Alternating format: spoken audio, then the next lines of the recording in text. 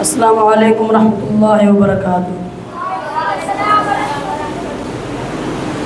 Respected principal, honorable teachers and my dear friends, today I would like to speak about the role of Muslim scholars in the creation of Pakistan. Pakistan was not achieved by political leader alone. Scholars, Muslim scholars also played a great role in the Pakistan movement.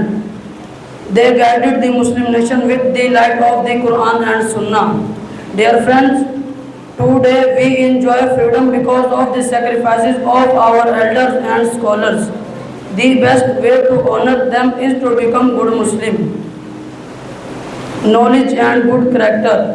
Let us promise today that we will serve Pakistan with honesty, respect our country, work hard and follow Islam. May Allah Almighty bless our scholars, leaders and beloved Pakistan with peace, unity and prosperity.